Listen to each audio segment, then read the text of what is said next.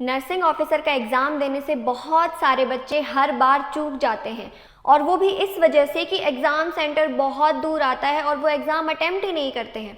तो अभी आपने CRE 2025 की वैकेंसीज़ के लिए अप्लाई किया है, जिसमें ESIC और RIMS की वैकेंसीज़ हैं।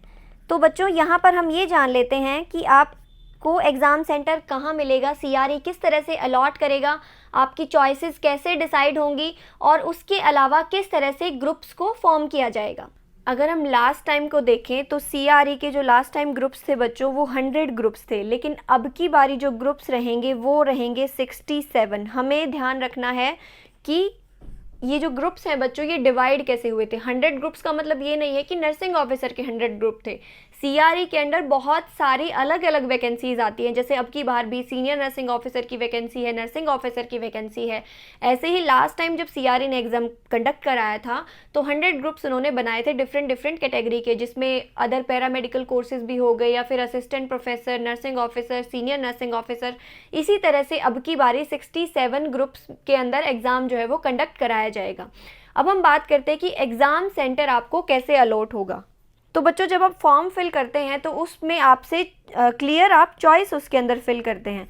मोस्ट ऑफ एग्ज़ाम्स में, मोस्ट ऑफ फॉर्म्स के अंदर आपसे सिटी की चॉइस मांगी जाती है ना। लेकिन जब आपने CRE का फॉर्म फिल किया होगा तो उसमें आपसे जो चॉइस है वो स्टेट की मांगी गई होगी, है ना। स्टेट की आपने चॉइसेस फिल की हैं, जिसके अंदर ज़्यादा नहीं 5 या 6 स्टेट्स ही हैं जो डिसाइड हुए हैं, और जो एग्ज़ाम सेंटर है वो आपकी चॉइस के अकॉर्डिंग मिलने के चांसेस हैं आपको, लेकिन वो आपको आपके रेजिडेंशियल एड्रेस के अकॉर्डिंग भी मिल सकता है। और अभी मैं आपको बताती हूँ कि कौन से मेजर स्टेट्स अभी CRE ने चूज़ किए हैं जहाँ पर वो अपने एग्ज़ाम्स को कंडक्ट कराएगा। उसमें सबसे पहला है आपका दिल्ली, MP, मध्य प्रदेश, महाराष्ट्र में, राजस्थान में और वेस्ट बंगाल। इसके अलावा और भी मेजर स्टेट्स हैं जहां पर एग्ज़ाम सेंटर आएगा, जैसे कि UP में भी एग्ज़ाम सेंटर है वो आएगा, लेकिन वो आपकी चॉइस के ऊपर ही डिपेंड करेगा। अब जो एग्ज़ाम सेंटर है बच्चों, वो ऐसे डायरेक्ट आपको अलॉट नहीं होगा। जैसे मैंने अभी बताया कि 67 ग्रुप्स होंगे, तो ये जो ग्रुप्स हैं उसमें एक ग्रुप के अंदर कितने स्टूडेंट्स होंगे वो रहेगा आपका 500,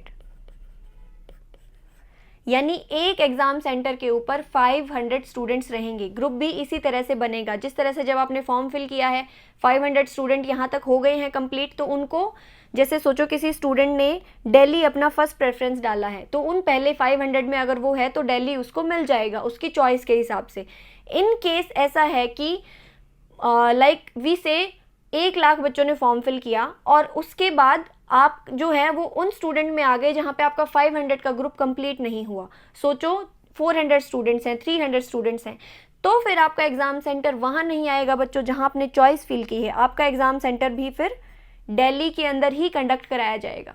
अब जो एग्ज़ाम सेंटर है वो आपको पता कब चलेगा कि आपका एग्ज़ाम कहाँ पर आपको एग्ज़ाम देने के लिए जाना है, तो 26 से और 28 फेब के बीच में आपका एग्ज़ाम है। इससे 7 दिन पहले आपको ये पता चल जाएगा कि आपका एग्ज़ाम सेंटर कहाँ पर आया है, आपको कहाँ पर जाना है एग्ज़ाम अटेम्प्ट करने के लिए।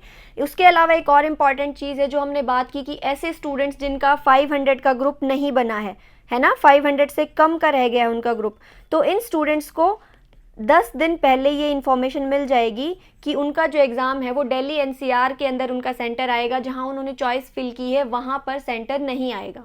अब एग्ज़ाम हमारा 26 फेब को होगा, तो उस हिसाब से अगर हम देखें तो अभी आपके पास 30 दिन ही मुश्किल से बचे हैं। इस 30 दिन में हमको कंप्लीट प्रिपरेशन करनी है, सारी की सारी प्रिपरेशन। उसमें आपको आपकी थ्योरी भी कवर करनी है, आपको MCQ प्रैक्टिस भी करनी है, आपको मॉक टेस्ट भी देने हैं। तो इतना सब कैसे हो पाएगा सिर्फ 30 दिन के अंदर। बच्चों, ये सब आप कर सकते हैं NPrep के रैपिड रिवीजन कोर्स के साथ। इसके अंदर आप सिर्फ 100 आवर्स के अंदर कंप्लीट थ्योरी कर लेंगे नर्सिंग की, और उसके बाद आप MCQ प्रैक्टिस भी कर सकते हो, मॉक टेस्ट दे सकते हो। तो आपको बिल्कुल भी देर नहीं करनी है, अपनी प्रिपरेशन को बहुत स्ट्रॉन्ग बनाना है, क्योंकि कंपटीशन बहुत टफ है। So you can enrol in the course. और अगर फिर भी पढ़ते पढ़ते कोई डाउट आ जाए तो आप इस नंबर पर कांटेक्ट कर सकते हैं, ये नंबर आप नोट कर सकते हैं। अब आपको प्रिपरेशन में बिल्कुल भी देर नहीं करनी है, बहुत अच्छे से प्रिपेयर करो and you will become a nursing officer. All the best.